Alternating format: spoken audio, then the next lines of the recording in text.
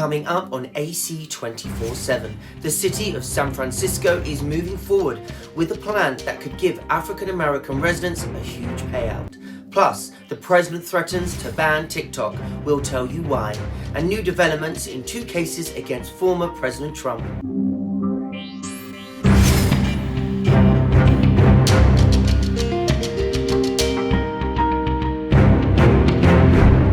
Welcome to AC 24/7. I'm Stephen Walker. In San Francisco, black residents are closer to seeing a $5 million payout.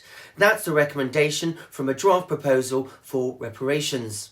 The city's Board of Supervisors unanimously adopted a resolution accepting the draft plan of the African American Reparation Advisory Committee. It would be a one-time payout to eligible black residents. The Reparations Advisory Committee was created in 2020 to craft a plan to address the, quote, institutional city's sanctioned harm inflicted upon African American communities. There are still a few hurdles to cross before any checks are written, but the residents say this is a step in the right direction. The system is not broken. It is working exactly the way it was intended to. And I think we need to acknowledge that, understand that, and as the supervisors have chimed in and said they support this, that they want to see reparations, I trust that when the rubber meets the road, that those that have stood in solidarity today will stand in solidarity with their vote. Reparations is about justice. We cannot have justice for some and not for all. The Reparations Advisory Committee has no authority to implement its recommendations, but it did lay out some of the qualifying criteria for payments. They included age, residency, an ancestor's enslavement, displacement, or exposure to lending discrimination. The stock market is in turmoil this week, due in large part to investors' fears about the future problems in the banking industry. This comes on the heels of another major financial fall, this time from an institution across the Atlantic. The Advocate Channel's John Lawrence reports. Credit Suisse, one of Switzerland's top lenders, has been struck with the banking blues. On Wednesday, its stock value tumbled as much as 30% after its largest shareholder announced it wouldn't increase its funding for the 167-year-old institution. It's certainly not great in the context of the bank failures that we suffered here earlier this week. You know, everyone's on edge, and it just adds to the angst. Some of the angst may be fading as Credit Suisse says it'll borrow 50 billion Swiss francs, about 54 billion US dollars, from the Swiss National Bank. Officials there, in a joint statement with the Swiss Financial Market Supervisory Authority and Credit Suisse, say the problems of, quote, certain banks in the USA do not pose a direct risk of contagion for the Swiss financial markets. Speaking of the banks in the USA, I don't think this is a time for panic or alarm. This is not 2008. Since Silicon Valley Bank collapsed last week, many depositors have been yanking their money out of small banks and putting it in accounts at bigger banks like Wells Fargo and Bank of America. Not being able to get your money out of the bank is a fear, but it is not a realistic possibility or realistic threat that Americans are facing.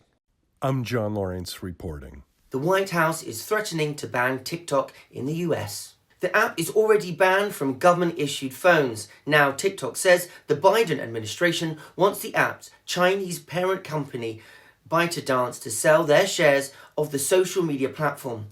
Government officials fear the Chinese government could pressure the company to hand over user data.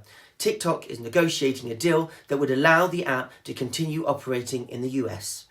Former President Trump's election interference probe and the Stormy Daniels investigation are both moving forward with new developments. Reports of another alleged recording of Trump and Stormy Daniels has met with prosecutors. The Advocate Channel's Paula Reed reports. 2 investigations into former President Donald Trump heating up, with possible indictments coming down soon. In New York, the Manhattan District Attorney's Office speaking on Wednesday to 2 key witnesses as part of its investigation into hush money payments made to adult film star Stormy Daniels. My position is that At the end of the day, Donald Trump needs to be held accountable for his dirty deeds if, in fact, that's the way that the facts play out. Trump's former fixer and personal attorney, Michael Cohen, concluded a second day of testimony Wednesday. And Daniel's attorney tweeted that she also answered prosecutors' questions and has agreed to make herself available as a witness. The investigation is at a critical juncture after the district attorney's office invited Trump to testify last week. Trump's legal team says he will not testify, and they're proclaiming his innocence, with one of his lawyers making this striking prediction if his client is indicted. I think it will ultimately embolden his supporters, and give him more strength, because it will be proven to be wrongly accused. But on the other hand, who in their right mind wants to be indicted and charged falsely with a crime? Nobody. Over in Fulton County, Georgia, the Atlanta Journal-Constitution is reporting the grand jury there heard a recording of a conversation between Trump and the late former Georgia House Speaker, David Ralston. In the recording, Trump is pushing for the Speaker to call a special session to overturn Joe Biden's win in the state. One of the jurors recalled Ralston basically cut the president off, telling Trump, "I will do everything in my power that I think is appropriate." The Atlanta Journal-Constitution spoke with 5 jurors who served on the grand jury investigating Trump's actions in Georgia after the 2020 election.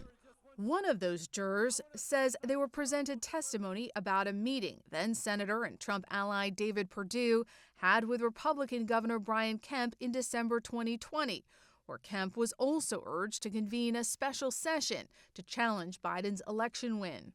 A warning from the CDC for expectant mothers about a sharp rise in maternal deaths. According to the report, the number of women who died of maternal causes rose more than 1,200 in 2021. That's up from 861 deaths in 2020. It also shows severe racial disparities. The death rates among black women were more than twice as high as those of white women. Nearly 70 black women died for every 1,000 births, compared to 26 for white women. The report showed that deaths also increased with the mother's age.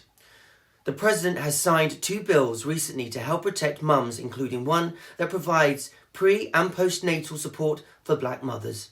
We know mothers can suffer from postpartum depression, but rarely talked about is postpartum anxiety that comes after childbirth or adoption and how it affects new parents. The Advocate Channel's Mandy Gaither has more on what to know about the condition.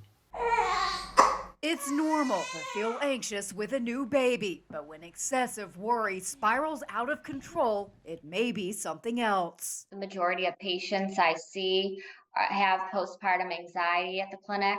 Postpartum anxiety can happen alongside postpartum depression. While both conditions share some of the same symptoms, the Cleveland Clinic says they're different. Postpartum anxiety is not associated with sadness. It's linked with irrational fears that keep people on edge due to overwhelming, constant concerns. The worrying can be all-consuming and make you worry all day and night, to the point where you may not be able to sleep. Other physical symptoms include increased heart rate, feeling short of breath, muscle tension, or stomach aches. People may also be unable to relax or obsess over things that aren't likely to happen. Oftentimes, therapy is worth a try, but your doctor will know and come up with a plan that's best for you based on your symptoms and the level of severity of your anxiety. Medication can also help, but the Cleveland Clinic says it isn't always needed. Aside from therapy, people suffering from postpartum anxiety may find relief from their symptoms by talking to someone they trust,